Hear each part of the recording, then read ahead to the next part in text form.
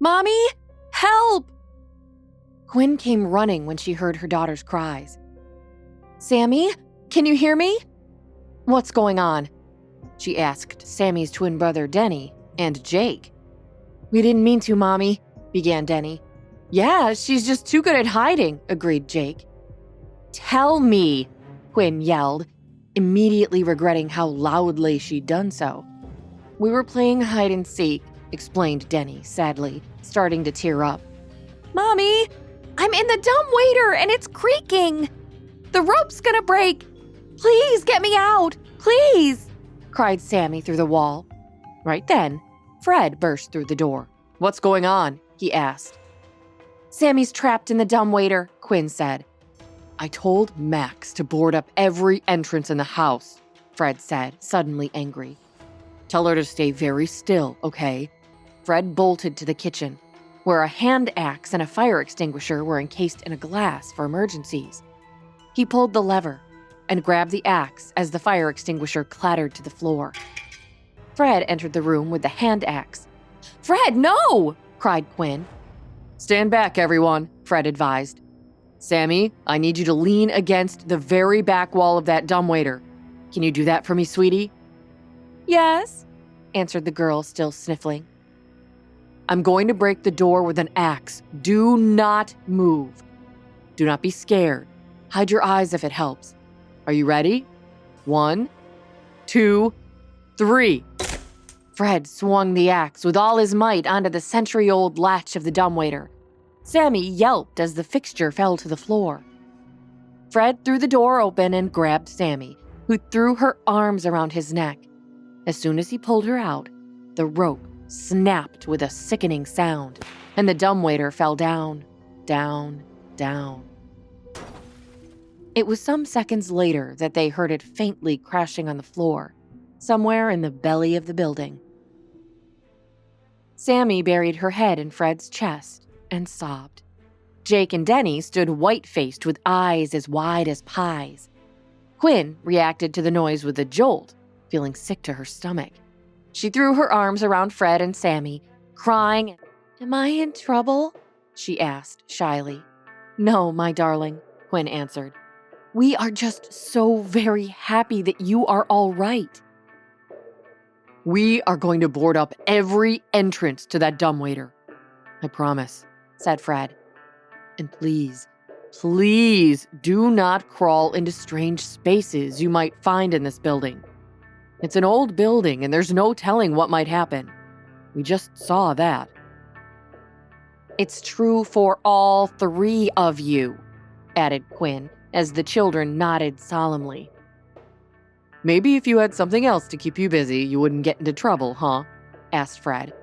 Sammy, how would you like your very own princess castle in your room? Really? For me? She asked. Can I have the one we saw on TV on that expensive Houses of LA show? Fred, don't be ridiculous. Those cost thousands of dollars, said Quinn. So what? It's not like I can't afford it. What good is money if you don't spend it sometime, huh? He opined, lighting the mood. Yay! Yelled Sammy. Quinn sighed. I can't have you spoiling the children that way. They need to learn to appreciate things, to earn things. Fred's face became blotchy and red. Are you saying that Jake is that? Or that I am? Of course I'm not, she continued. I'm only saying that these children need to be taught the value of money, and that it comes from hard work. Someone had to work to accumulate it, and when you just spend it all devil may care, she trailed off. I see that we have some different views about this. We should talk more about it later, Fred said. Are you two breaking up? Asked Denny. No, both Fred and Quinn answered at once. Kids, we're just disagreeing. We'll talk about it and sort it out later.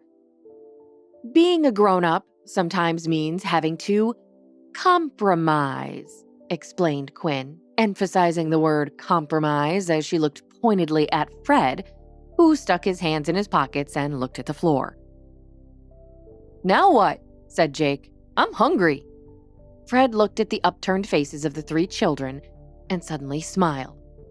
"At least let me take you all to dinner, Quinn. I won't spend all that money on the Princess Castle, but I think we should all go for a nice steak. We'll make it even more fun. How about I invite Uncle Parker? Would you like that?"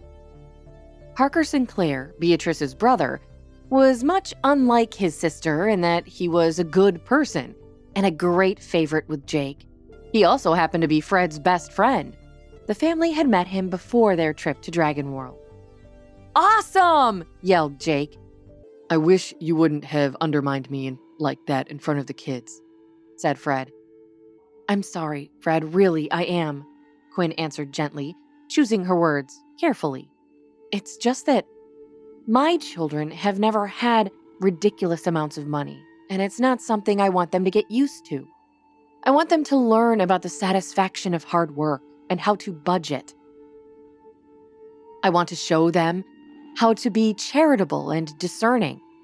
And I just don't feel like they'll learn those lessons if they are just given every single thing they ever want." "I turned out okay," grumbled Fred. "This isn't a moral judgment on you, your family, or Jake. It's just..." Quinn's eyes teared up. "I know what it's like to be used to a fortune, used to comforts, and then have it all yanked away in a second. I was lost. I didn't know how to function in the world for the longest time. I want to save my children from that if I can," she said. "I didn't realize things had been so hard on you, Quinn. That actually makes a lot more sense. I'll try to keep that in mind." "I can live with that," she said, "as long as we can talk things through about the stuff we buy for the kids. I don't want to put them in the same position I was in, to go from having everything to having nothing in an instant. I don't want that for them." "Of course you don't," he whispered, kissing her on her head. Later on that afternoon, a server ushered Fred, Quinn, Parker, and the 3 children to their seats at a well-known Japanese steakhouse. A server in a brightly colored floral kimono approached the table with a stack of menus, which she distributed to everyone seated around the hibachi table. "I'll be back in a moment so that you can decide what you'd like to eat," nodded the server, leaving the table. The server turned to Fred and said, "Your daughter is so cute. I can totally tell she's your daughter, too. She looks exactly like you." This was immediately awkward for Fred and Quinn. Quinn had, of course, given birth to triplets 6 years ago. Her firstborn son was taken from the hospital by a cruel woman, Mrs. Sinclair, leaving her with Sammy and Denny. Mrs. Sinclair had been the one who paid her medical school tuition in exchange for her acting as a surrogate for the triplets.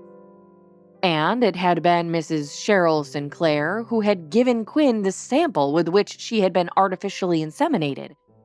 Quinn had no idea who the children's father actually was. Her face turned beet red.